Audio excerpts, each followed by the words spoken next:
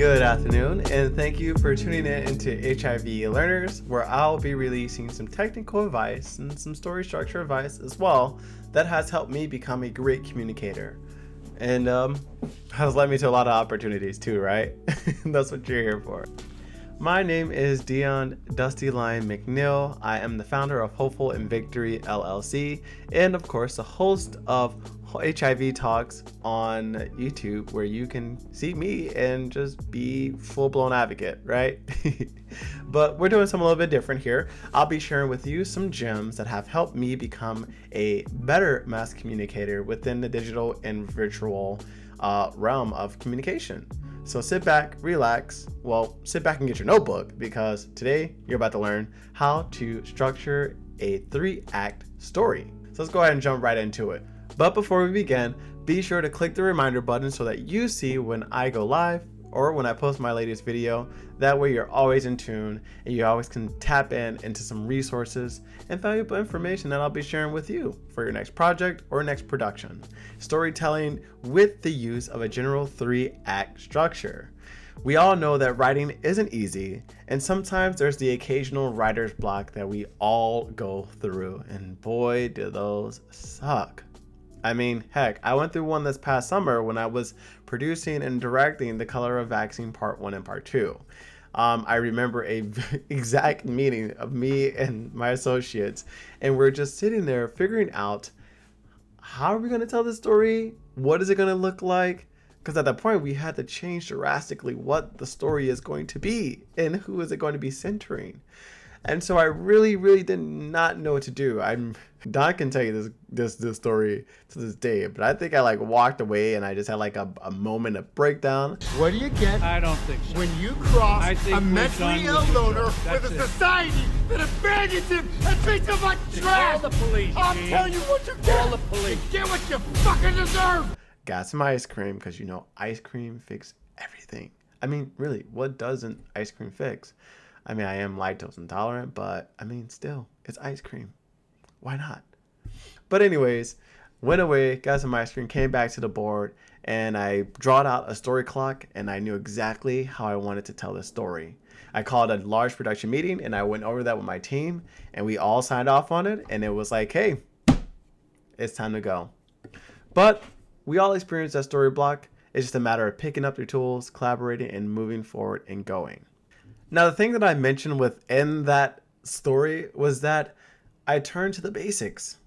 Following a 3-part act, it's super helpful. Now, using this 3-part structure for a documentary wasn't easy, but it helped me see and understand how my story would be told and how you, the audience, would interpret it. But don't be intimidated.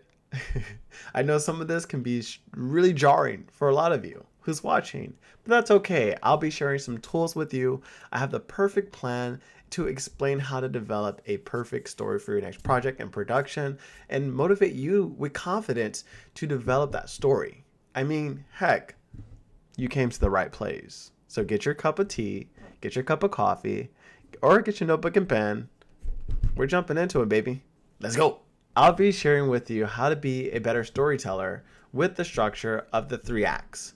And we're going to use one of my favorite films as an example, Barry Jenkins' Moonlight, to help show you visually how they work. Now, generally the story structure that I usually follow, and as you learn and grow when you start to become a better storyteller, can be many variations of that. I mean, the story for Star Wars is not the same story that's for Moonlight. And the story that's for Moonlight is not the same story for Adventure Time. They're all different.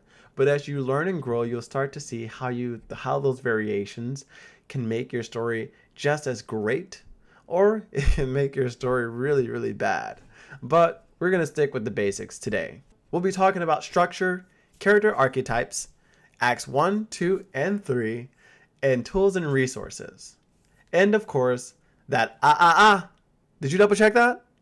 No, really, did you double check that? I hear the microwaves beeping. Go get your hot water and make your tea. I'll wait for you. Okay, this is Act 1. This is your normal world. It consists of opening images, normalcy, your normalcy disrupted, your heralds introduced, rational approach, and failure occurs. But most importantly, this is either where the acceptance and departure happens. This is really, really important for your story. But we'll go ahead and talk about what all that means here. In a normal world, the first act typically starts with the exposition shots, or your opening images. This is one or more scenes that establish the world of the story. This setup should show everyone, or your audience, what the ordinary world looks like before the story begins, and before it changes. We'll review an example of one of my favorite films so that you understand how the act is established. This act is perfect for showing who your protagonist is, aka your main character, their life, traits, and if you're keen enough, this will be a spot to present your theme. Once you have this, you'll need to incite an incident that calls your main character into action of the story. The incident should impact the character's life, so much so it gives birth to the theme, the story, that they must, that's a strong word, that they have to go after this change. They have to accept this departure. Unless the departure and the call of action is the theme. Next, the main character must decide to start the journey, or they stay in their normal life. Some stories have the protagonist rejecting the call to action, but that's up to you. Also known as the first plot point, the turning point, causes the protagonist to leave the normal world behind for good, embark in a new unfamiliar world. Now, this looks really different in Barry Jenkins' Moonlight. The first act starts with Chiron, the protagonist, as a little boy, showing his struggle to recognize his sexuality in a crime-ridden Miami suburb, dealing with his drug-addicted mother, and meeting his mentor, Juan. Soon, Chiron is questioned by his mentor, Juan, and thus we kind of see what the theme is in Moonlight. That theme being, will Chiron be comfortable with his sexual identity in an environment that looks negatively upon homosexuality? This is the exciting incident, the story here. This propels the story into Act 2, where we now see Chiron as a teenager. But throughout the first act, we get a sense of what the world is like for Chiron as a kid. We see through the eyes of the fun and the innocence, but we also see the harsh and cruelty that happens when you're the odd sheep. Act 2 is where the new world begins. This is the B story. The journey to solution, which is great for trailer moments.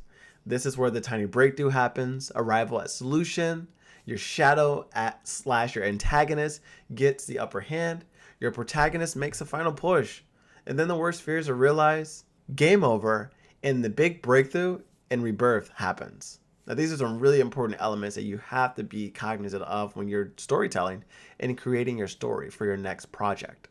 The beginning of the second act is where you should introduce elements of the subplot, remember, the B story, like potential love interest or other secondary storylines.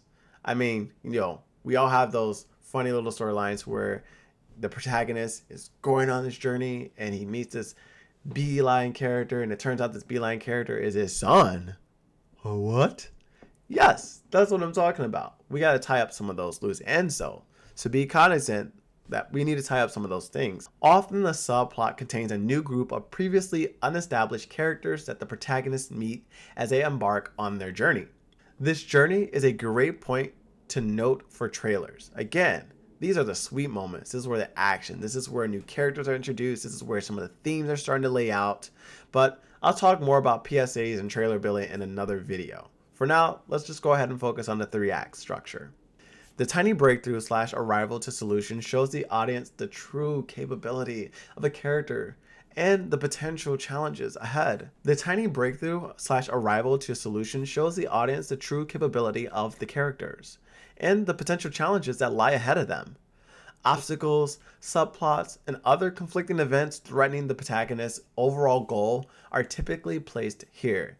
And you want to be very, very strategic how you place those particular events. Some may even challenge the status quo of what the audience thinks of the protagonist. Maybe we thought he was going to do this, and it turns out he did this. Whoa, why did he do that? So this is where we want to introduce some of those B stories. But now also within the second act, the shadow / the villain, or also known as the antagonist, gains the upper hand. and the protagonist experiences a false loss. All is lost. I mean, the world has gotten the best of our hero. I mean, the best.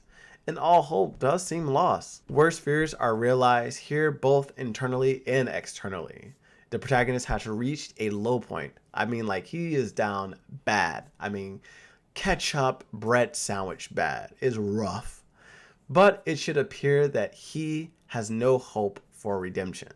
Although the sun will rise again, we have to paint a grim picture. This is where the protagonist self-reflects and discovers a new way to overcome challenges.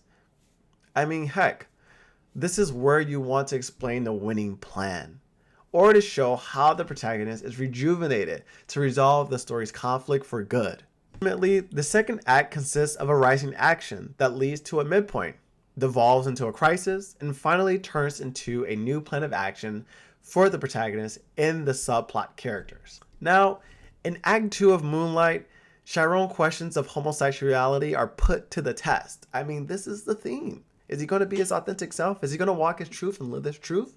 I mean, if he did from a young age, who would he be? We don't know, because we're trying to find that out. But his mentor, Juan, has passed at this point, which I'm still pissed because we still want to know how Juan died. Did he get shoot up? Did he do drugs? Like, what happened to Juan? I digress. We like to see strong mentors, black strong mentors, gay, black, queer mentors at that. But his mother's addiction has worsened. But on the bright side, Juan's girlfriend, Teresa, becomes Chiron's play mom, which is really sweet. She really cares about him, and he needs that compassion. Chiron goes back and forth to the beach where the moonlight is, the same beach where Juan and him played out the inciting incident.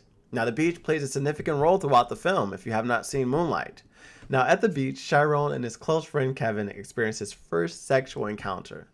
Now, some of us may say that that was the climax. I mean, because you kind of have that moment. But this isn't the moment. The audience and Chiron experience a false sense of fulfillment. As reality quickly settles in, his mother's drug addiction has worsened. I mean, it's pretty bad. The bully at his school convinced his best friend Kevin, who he just had this sweet, intimate moment with, convinced him to fight him. I mean, for the pure fact, to see if he was a man. This is where toxic masculinity comes into play, right? Where we have a hard time conceptualizing that blackness and queerness can coexist. I mean, a lot of us who identify as queer that are black know this struggle far too often. Of course, the antagonist, now, I had a bully once when I was in school too. His name was Binky. Yes, his name was Binky. I've never told anyone this story, just like my family, but his name was Binky, and he would bully me so much. I mean, to a point where I walked to school. And I mean, I lived really far from my school, like about an hour worth of walking. And I decided to do this for like a month, and then I just stood up to him. I just fought him. I mean, I didn't say I won because he was kind of bigger than me, but I held my ground, and he knew not to fuck with me from that point on. And as you can see, if you've seen Moonlight, that's sort of some similarities with the story I just said and what the choices that Chiron is going to make here at the end of Act 2. The bully, aka the antagonist, forces the question Juan presented to Chiron. But Chiron chooses violence. I mean, why would you not choose violence? You just made this person that I intimately care about, who sees me for who I am, fight me. Hell yeah, I'm about to come in there and choose violence. I'm about to wake up and choose violence, baby. Okay? Chiron gets a chair, and he throws that chair at the bully, baby, and he felt it. I mean, you feel it when you see it. You just boom. Run a scene. Just run a scene.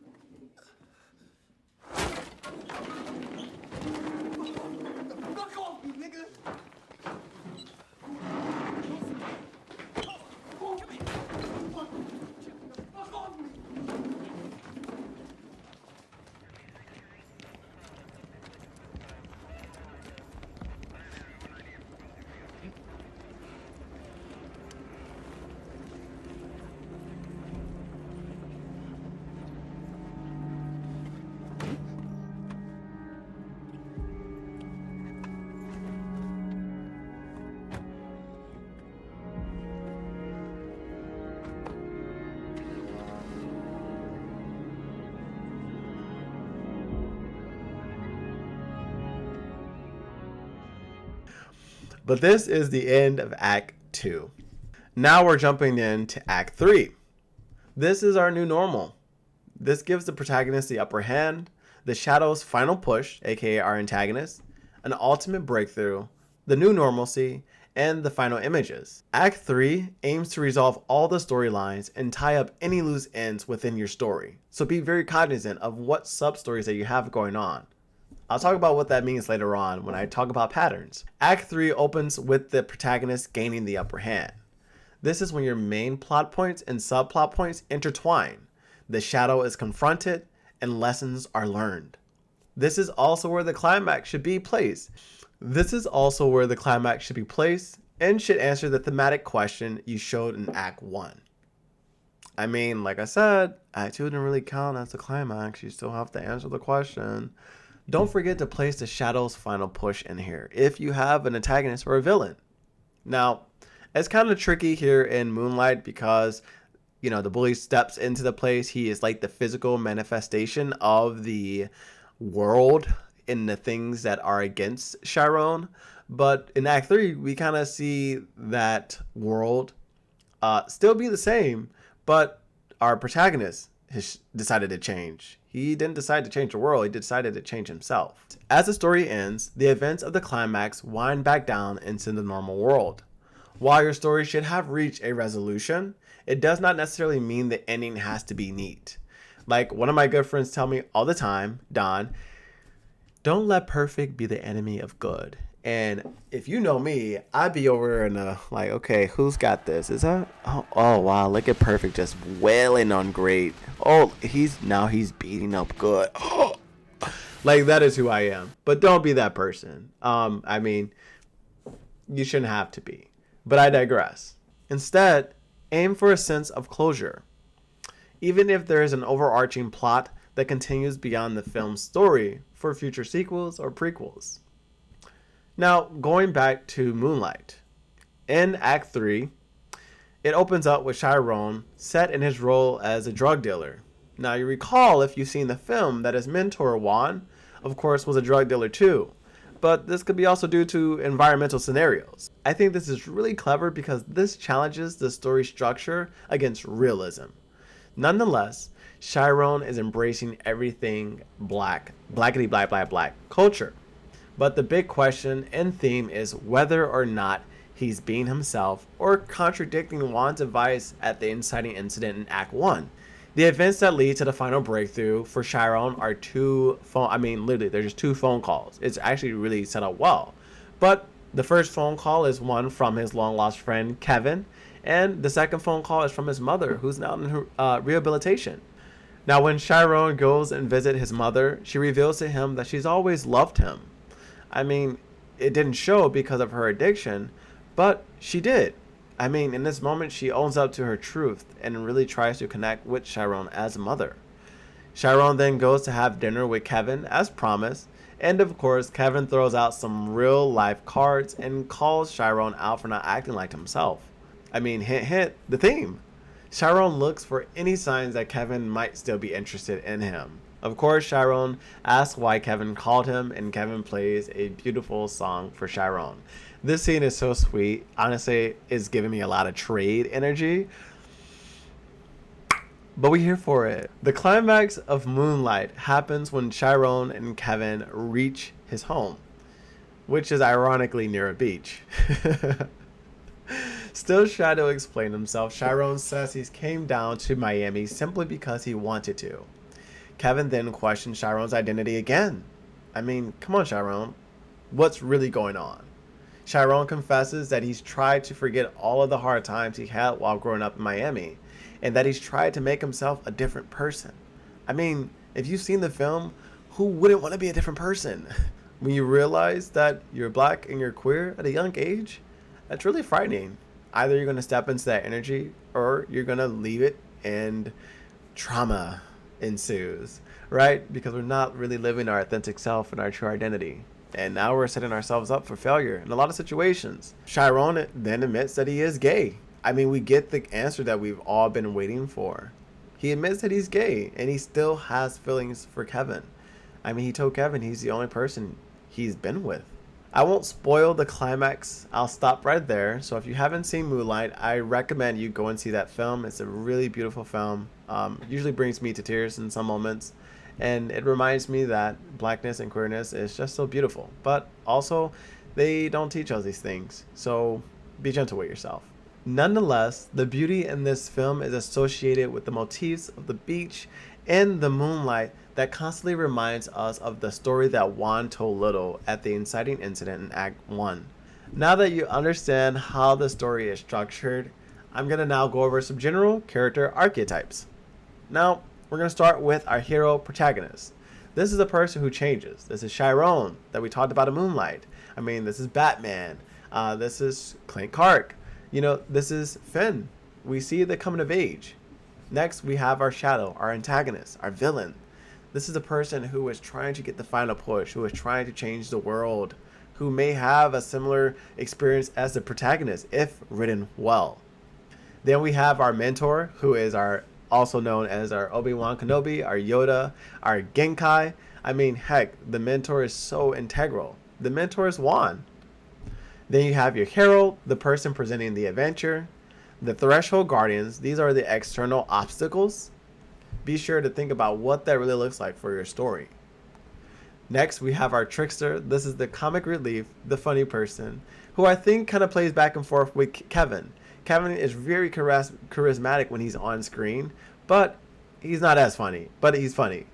Of course, next we have our shapeshifter, and this is the person that you just don't trust. I mean, this could be defined as his mother. Because of her drug addiction, literally anytime his mother gets on screen, it's like, what is she gonna do next? Like, how is she gonna react? Is she gonna jump at him? And then lastly, you have your allies. These are your sub characters, friends, and of course allies. Now, like I mentioned earlier, you have to look for patterns. Patterns are important. Tracing story threads and character arcs, look for reoccurring themes or events. You want to keep an eye out for symmetry. Study what the writer did and why they did it. I mean, nerd the fuck out here. This is the sweetest part about going and rewatching films, is that, you can check out what are the subplots, what are the sub stories that are going on that I may have missed that could be useful and that's useful to know. Next up, we have tools that will help you create a story structure. Now, the thing that helped me with developing the Color of Vaccine is my lovely Story Clock Notebook. This particular tool is really, really useful when we're creating that 3-part structure. The Story Clock Notebook has been something I've been using since 2017. I've used this for the Color of Vaccine Part 1 and a little bit with the Color of Vaccine Part 2. And sometimes some of my episodes for Hopeful and Victory Talks. It's really nice to see how I can really plot different ways using the structure of a clock. Picture your story like a clock. Arrange the events that are shared in 3 acts. I mean, you start from the beginning all the way to the end, according to the time codes. Plot Device LLC is not giving me money for this lip service, but I just want to let you know that I really thoroughly enjoy this. Now, remember what I said, that mine's going to look really, really messy? But this is the Color of Vaccine. I mean, drawing patterns, where to connect, where the synergy happens. Like, there's a lot in here. And then you have your characters, what you're going to be doing. So have fun with this. This is the thing where you go to. This is kind of like your Bible. And then, of course, you have your Storyboard Notebook. This is the other one, but this is more or less analyzing films and looking at your different storyboards. So you can go in and you can create your storyboards. This is for one of the short films that I wanted to do called Globes, and it's actually a really intense audio visual piece where it breaks the fourth wall and all that great stuff. So when you're really having those different elements, it's great to have a storyboard. So I recommend the Storyboard Notebook and, of course, the Story Clock Notebook. Another tool I use is Highland 2 and Celt. Though these aren't as visual as the notebook and the storyboard, they are great tools for story structure. I'll leave more tools in the description below. Feel free to check those out. I really hope you guys enjoy, learning how to be a better storyteller with the general 3-act story structure. Act 1, Act 2, and then of course building it with your character archetypes, and of course developing those patterns. Patterns are so important. You want to make sure that you know how to connect those pieces so that your audience are connecting those pieces. Now, be sure to follow me on Coffee, It's spelled like Kofi, but KO-FI. If you want to buy me a coffee, my coffee mugs are $6. I would appreciate it. You can also follow me here on YouTube, Facebook, and of course, Instagram. I would love to hear from you how you feel about today's lesson. So be sure to leave a comment, leave a like, or share. And if you have an idea, share it with me. I might just make something out of it. As always, stay hopeful in victory. Peace. Bam. This is also where wait. Instead, aim for a sense of closure, even if this is an overarching plot. Instead, aim for a sense of closure, even if there's an overarching plot. Overarching. Now, when Chiron goes and visit his mother, she reveals to him that she's always the blah blah blah blah blah.